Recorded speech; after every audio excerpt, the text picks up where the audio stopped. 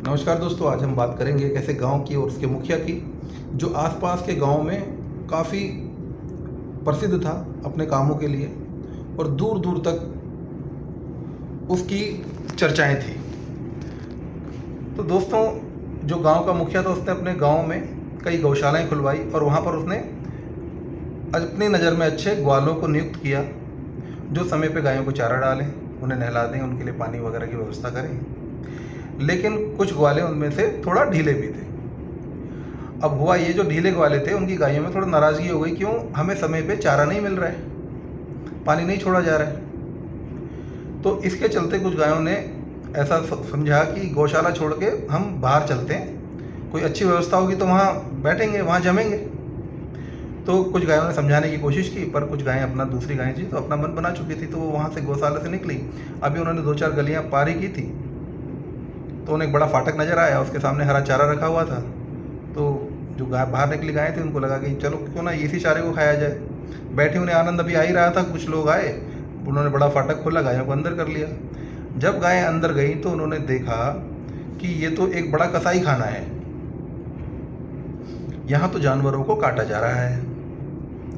Gate पे रखे चारे का लालच दे करके उन्हें वहाँ पर पशुओं को चुपके से अंदर कर लिया जाता है और फिर उसे तसल्ली से काट दिया जाता है। कुछ दिनों बाद वो मुखिया वापस अपने गांव के दौरे पे था तो उसने देखा कि कहीं कहीं पर गौशालाओं की हालत उतनी अच्छी नहीं है जितनी होनी चाहिए थी। उस मुखिया ने उन ग्वालों को तत्कालीन प्रभाव से हटाया, नए ग्वालों को नियुक्त किया। अब उन गौशालाओं की हालत भी जो दूसरी अच्छी गौशालाएं थी वैसे ही हो गई, समय पे चारा आने लगा, समय पे पानी आया, सफाई हुई।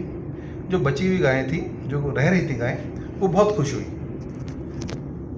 और उनके मन में लेकिन एक दुख था कि काश जो हमारे साथी थे हमें छोड़ के ना गए होते तो वो आज हमारे साथ होते, जीवित होते। तो दोस्तों, ये कहानी आज के परिप्रेक्ष्य में ही है, क्योंकि कुछ लोग यहाँ पर बता रहे हैं कि दिल्ली जो एनसीआर रीजन है, जो हरियाणा वाला, वहाँ बता रहे हैं कि हमारे जो उम्मीदवार हैं वो ठीक नहीं है, इसलिए हम या तो नोटा को देंगे या तो किसी विरोधी लोगों को वोट देंगे।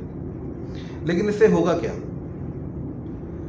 अगर आपने नोटा को बटन दबा दिया तो आपको लग रहा है कि ये बुरा है, इसको वोट नहीं देंगे, तो इस बुरे को वोट ना दे करके हो सकता है आप जो बहुत बुरा हो उसे जितवा दें नोटा दबा करके। फिर क्या होगा? जो आपके क्षेत्र का विकास है वो विपरीत की दिशा में चला जाएगा। अभी तो हो सकता है कि हम किसी एक नाली खड़ंजे सड़क के लिए नाराज हों,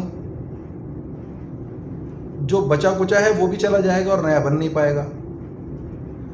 तो इस चीज़ को ध्यान में रखते हुए कि हमारे यहाँ अब तक जो विकास पहुँचा है वो विपरीत की यात्रा पे ना चला जाए, और जो अभी का ग्वाला है इसके हालात ठीक होंगे, मुखिया जरूर इनके कान पकड़ेगा, इनसे ठीक काम करवाएगा। ऐसा सोच करके मतदान करें, राष्ट्र हित में मतदान करें। किसी भी नकारात्मक शक्ति के प्रभाव में आकर के किसी भी नकारात्मक व्यक्ति, पार्टी या फिर नोटा का बटन ना दबाएं। धन्यवाद, नमस्कार।